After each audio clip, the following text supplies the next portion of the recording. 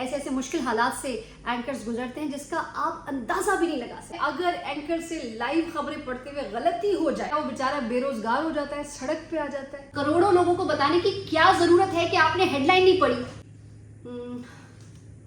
Istanbul में जो धमाका हुआ था, जो उसको हीरो से जीरो कर लेते हैं। एंकर को छींक आ जाती है, समटाइम एंकर को खांसी आ जाता है, अपने आप को थोड़ी सी गैरत दिलवाते हैं, हम लाइव हैं, क्या कर रही हो राफिया। मोहम्मद अली जिन्नाते काम कर करके आदी हो जाते हैं, पुराने पापी हो जाते हैं। क्या उसे नौकरी से निकाल दिया जाता है? अस्सलाम वालेकुम जी, मैं हूँ राफिया अवान और इस वक्त आप मुझे देख रहे हैं मेरे YouTube चैनल पे। अगर अभी तक आपने मेरा चैनल सब्सक्राइब नहीं किया तो फौरन से जाके सब्सक्राइब करें और बेल आइकन दबाना ना भूलें, ताकि जैसे ही आपके लिए वो वीडियो आए आपको वो फौरन से मिल जाए। वीडियो आपके लिए आज की जिसका टॉपिक ये है कि अगर एंकर से लाइव खबरें पढ़ते हुए गलती हो जाए तो क्या होता है। क्या उसे नौकरी से निकाल दिया जाता है, मतलब फायर कर दिया जाता है? क्या वो बेचारा बेरोजगार हो जाता है, सड़क पे आ जाता है? क्या होता है अगर उस एंकर से लाइव खबरें पढ़ते हुए गलती हो जाए तो ये जवाब जानने के लिए आपको देखनी है ये पूरी वीडियो, ताकि आपको भी पता चले कि एंकर से कितनी तरह की गलतियां होती हैं, कौन कौन सी गलती पर किस किस तरह की सजा दी जाती है और कौन सी ऐसी गलतियां हैं जिस पे आपका करियर खत्म हो जाता है। तो जनाब, बात करेंगे आगाज। सबसे पहले आपका ये जानना बहुत ज़रूरी है कि डिपेंड करता है डिसीजन मैनेजमेंट का गलतियों के ऊपर कि टाइप ऑफ मिस्टेक क्या है। अगर कोई छोटी मोटी मिस्टेक है तो उसी हिसाब से सरजनिश की जाएगी। अगर मिस्टेक बड़ी है तो फिर डेफिनेटली बात थोड़ी और आगे बढ़ेगी, और अगर बहुत बड़ी मिस्टेक है तो फिर हो सकता है कि नौकरी भी चली जाए। और ऐसा होता है और मैंने होते भी देखा है अपने करियर में लोगों के साथ। ऐसे ऐसे मुश्किल हालात से एंकर्स गुजरते हैं जिसका आप अंदाज़ा भी नहीं लगा सकते। आपको आइडिया ही नहीं है कि जब आप जाके उस सीट पर बैठते हैं, माइक और आईएफ भी लगाते हैं और इंस्ट्रक्शंस मिलती हैं और कोई लाइव सिचुएशन के अंदर आप एंटर हो जाते हैं, और अगर वो दिन आपका बुरा दिन होता है, आपकी नींद नहीं पूरी हुई, आप किसी शादी से आए, आप हॉस्पिटल से आए, आपकी अपनी पर्सनल लाइफ में कुछ चल रहा होता है और आप अटेंटिव नहीं है, होश में नहीं बैठे हुए, नींद में है, और खुदा न खास्ता आपसे कुछ हो गया तो आपका करियर भी तबाह हो सकता है। तो yes, this is very dangerous एक एंकर के लिए। जब एक एंकर जो है लाइव टीवी पे खबरें पढ़ रहा होता है तो बहुत सारे मौके आते हैं जो उसको स्टार बना देते हैं। बिल्कुल इसी तरीके से बहुत सारे मौके ऐसे भी आते हैं जो उसको हीरो से जीरो कर देते हैं। तो हम स्टार्ट से बात करेंगे कि पहली गलती क्या हो सकती है किसी एंकर से, और दूसरी गलती क्या हो सकती है, तीसरी, और फिर ब्लंडर्स क्या होते हैं। मीडिया की लैंग्वेज में गलती को कहते हैं फंबल। फंबल यानी कि आपसे कोई मिस्टेक हो गई।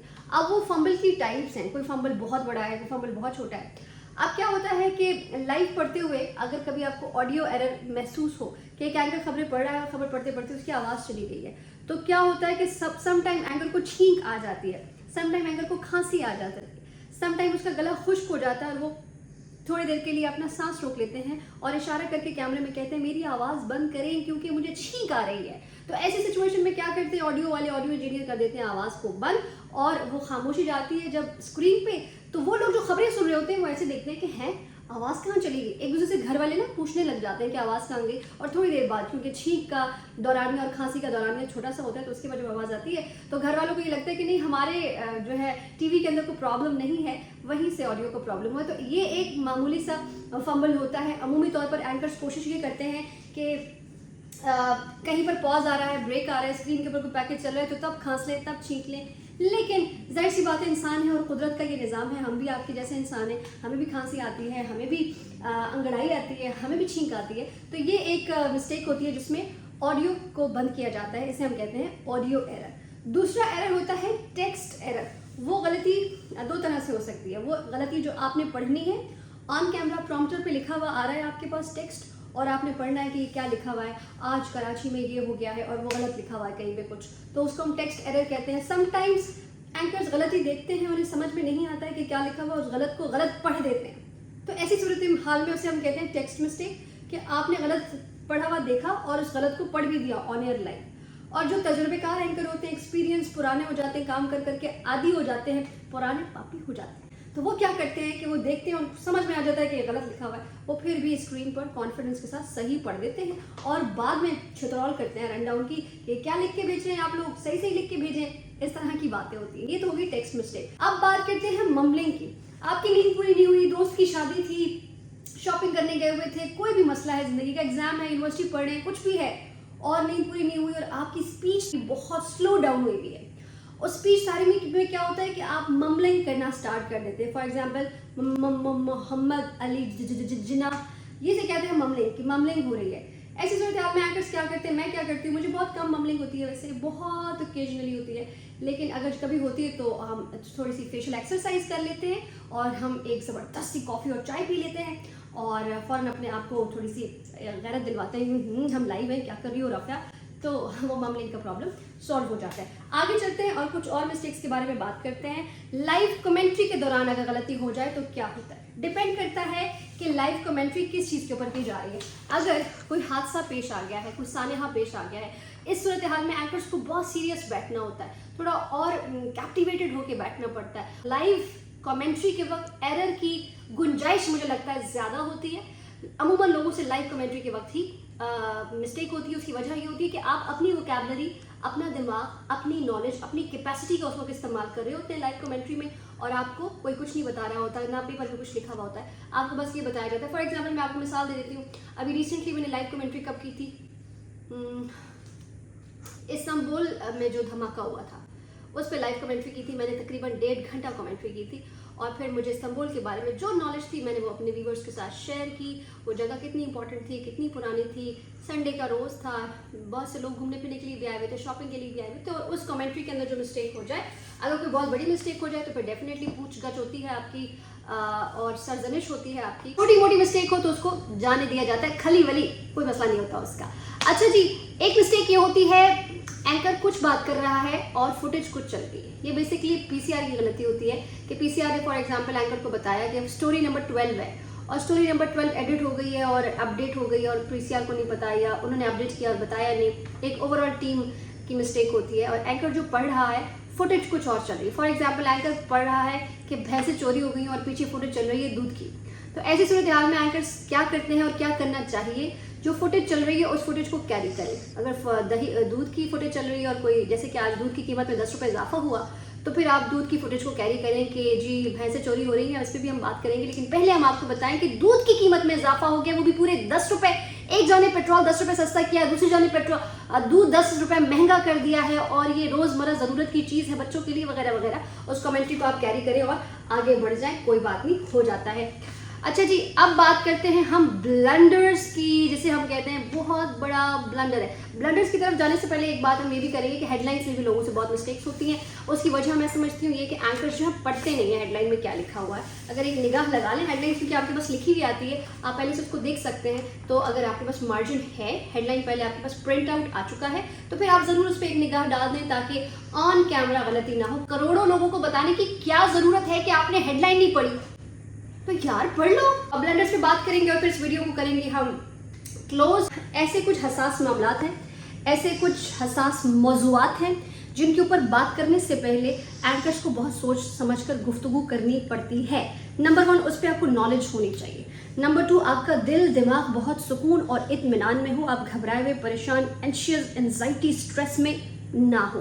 तो वो 3 मौज़ूआत कौन से होते हैं, वो कौन से इतने सेंसिटिव मौज़ूआत हैं जिस पर बात करने के लिए आपको अपने 14 तबक रोशन करने पड़ते हैं। उन 3 मौज़ूआत में सबसे पहली बात आती है मजहबी मसाइल।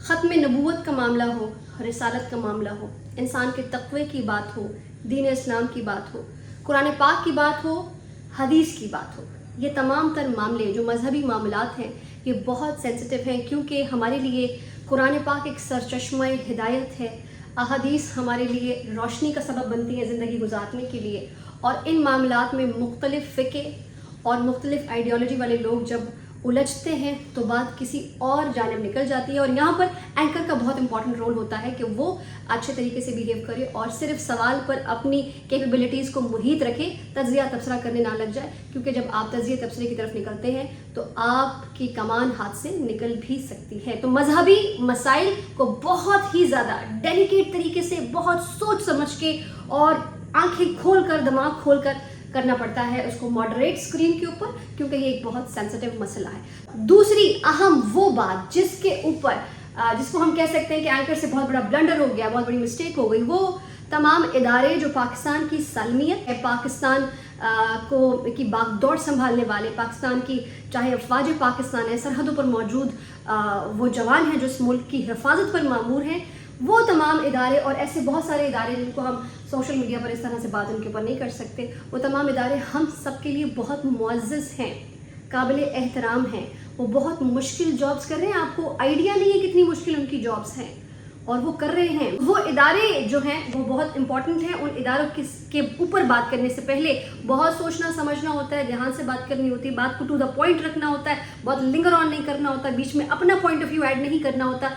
एज इट इज़ जो चीज़ है उसको वैसे ही रखा जाता है। अमूमी तौर पर इदारों के ऊपर मैंने खुल के बात करते हुए दिफाई तज्ज़ियाकारों को ही देखा है। वो इसलिए कर पाते हैं क्योंकि दिफाई तज्ज़ियाकार भी कभी ना कभी उन इदारों के साथ कनेक्टेड थे, एम्प्लॉय थे, वो स्ट्रक्चर को अच्छे से समझते हैं और वो इसके ऊपर बात कर सकते हैं। कि वो तीसरा पॉइंटर कौन सा है जिसके ऊपर बात बहुत एहतियात से करनी पड़ेगी एक एंकर को, वरना मसाइल बढ़ सकते हैं उसके करियर को लेके और उसकी अपनी ज़िंदगी को लेके। तो मुल्क दुश्मनी के ऊपर अक्सर लोग बात करने लग जाते हैं, सहाफ़ी हैं, वो रास्ता बदल लेते हैं या आइडियोलॉजी बदल लेते हैं या किसी और तरफ चले जाते हैं और पाकिस्तान की वो चीज़ें हाईलाइट करते हैं जिससे पाकिस्तान का ओवरऑल इमेज, पाकिस्तान के अंदर भी और पाकिस्तान से बाहर भी पाकिस्तान का इमेज ख़राब होने लगता है। तो वो तमाम सहाफ़ी जो ऐसा करते हैं उसकी एक भारी कीमत भी उनको फिर अदा करनी पड़ती है।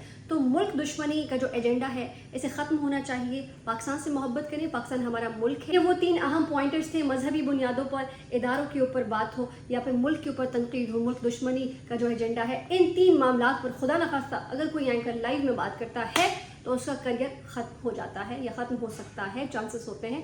तो बहुत ध्यान से इन टॉपिक्स में बात करनी होती है। इससे पहले जो मैंने आपको पॉइंटर्स बताए थे वो बहुत छोटी छोटी मिस्टेक्स होती हैं, वो चलती रहती हैं, उन पे या आपकी एक्सप्लेनेशन कॉल हो जाती है या आपको शो कॉल दे दिया जाता है। अगर थोड़ी सी ज़्यादा मिस्टेक्स बार बार होने लगे आपसे हर रोज़ तो वार्निंग लेटर मिल जाता है। इस तरह से बॉसेस बुलाकर कह देते हैं कि आप अपनी परफॉर्मेंस पे तवज्जो दें, अदरवाइज़ कुछ खास मामला बड़ा नहीं होता। और लर्निंग का फेज़ है, लर्निंग करते रहते हैं लोग, ऐसा ही होता है, हर कोई ज़ीरो से स्टार्ट करता है और फिर ज़ीरो से हीरो बनता है। इस वीडियो से अब तक के लिए इतना ही। राफ़े अमान को दीजिए इजाज़त, अपना फीडबैक मुझे कमेंट पे ज़रूर दीजिए। अल्लाह हाफिज़।